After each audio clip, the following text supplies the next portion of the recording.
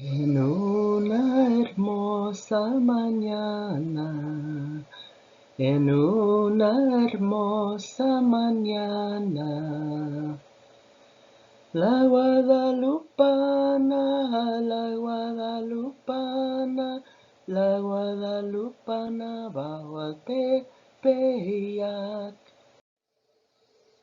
When I was a little girl, my daddy would put me to sleep every night with the story of Juan Diego and la Virgen de Guadalupe.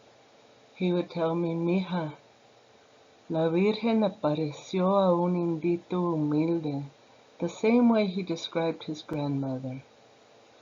And he was proud that the Virgen had appeared to someone like us, not to a royal official, not to a church official, but to one of us. And she asked Juan Diego to speak on her behalf to those in power. Only 10 years after the Spanish had gained control of Tenochtitlan, or Mexico City today, La Virgen de Guadalupe appeared to Juan Diego, a Nahuatl-speaking man, several times, asking him to intervene on her behalf. Ultimately, she asked him to go to the bishop in Mexico City, Bishop Zumárraga, and ask him to build a church in her name on Tepeyac. Bishop Zumárraga couldn't believe that the Virgen would appear to someone like Juan Diego, so he said, no, he must be lying, and he asked for a miracle. And the miracle was that on the fourth apparition, La Virgen filled Juan Diego's tilma with roses, which didn't grow in Mexico at that time, and he took them to the bishop, and the bishop believed him. The first written account of the apparitions of La Guadalupana appeared in about 1560 in a Nahuatl book called Nican Mopoa, sometimes translated as "Here is narrated" or "This is what happened." And it's a beautiful, beautiful book that really captures the beauty of Nahuatl literature. For example, in describing Tepeyac, it says, and the mesquites and nopal and the other little plants that are generally up there seem like emeralds. Their leaves seem like turquoise, and their trunks, their thorns, their prickles were shining like gold.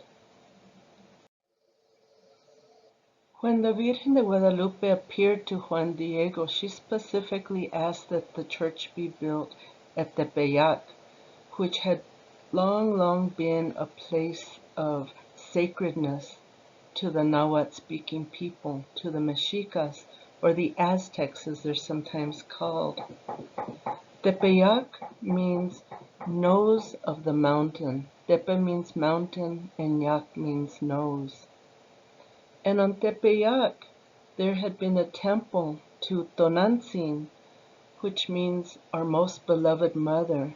It was a place of people coming to recognize the maternal, the mother who loves all of us. And it was there that she asked that the temple be built. This is a painting of Tepeyac from the 1660s, a little more than a century after the apparition of La Virgen de Guadalupe. When we think about the apparitions of La Virgen de Guadalupe, we have to remember that this happened in the midst of a culture that was still alive despite the invasion by the Spanish, a culture where the language was still alive. Juan Diego was Nahuatl speaking, and the Virgen spoke to him in Nahuatl. His name was originally Cuauhtlatoat. Cuauhtlatoat means eagle who speaks. Zine was added on later to mean beloved. Cuautlatauatzin, beloved eagle who speaks. His baptismal name was Juan Diego. If we think of beloved eagle who speaks within the cultural context of the Nahuatl-speaking people, the eagle is the bird that flies the highest. It's the closest to the heavens. The eagle, the Cuautli, represents divinity. It represents what is above us. At the time of the Spanish invasion in the 1520s, 1530s, there was a Virgen de Guadalupe in Spain, and she was very beloved, Nuestra Señora de Guadalupe. And the Spanish who came would have known about her. There are scholars as well as priests, even priests in the 1600s, who said the Virgin Mary who appeared to Juan Diego was probably not saying she was the Virgen de Guadalupe, because some of those sounds don't even exist in Nahuatl, and she was speaking Nahuatl. But perhaps when Cuauhtlatoat went to the bishop and said the Virgin appeared to me and this was her name, maybe that's what the Spanish heard, because that's what they were familiar with, Guadalupe.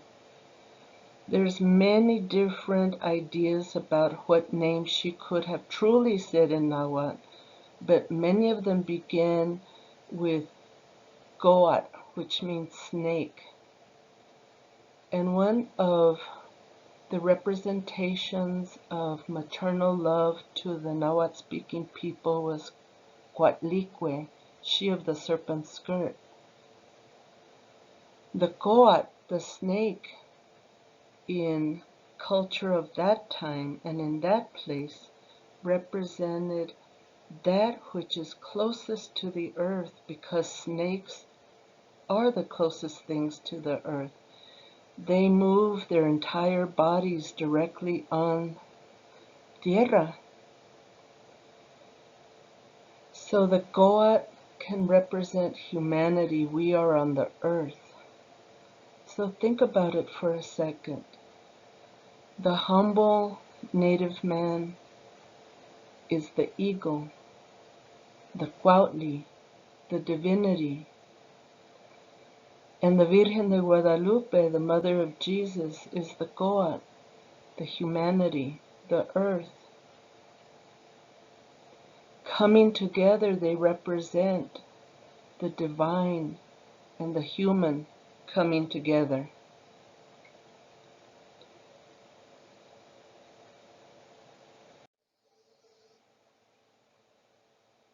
For almost 400 years, the Virgen de Guadalupe has been beloved by millions of people. She is part of the profound identity of Mexicanos and of Latinos. When Mexicans declared independence from Spain, 300 years after her appearance, they carried banners with her name. When Cesar Chavez and Dolores Huerta organized for rights for farm workers in the United States, they carried her with them. Despite the many controversies over the years about whether she truly appeared, is her name really Guadalupe, the overwhelming point about her is that she has been, continues to be, and will be a symbol of hope and of faith for the people. Way tonantzin, tonantzin, way tonantzin, way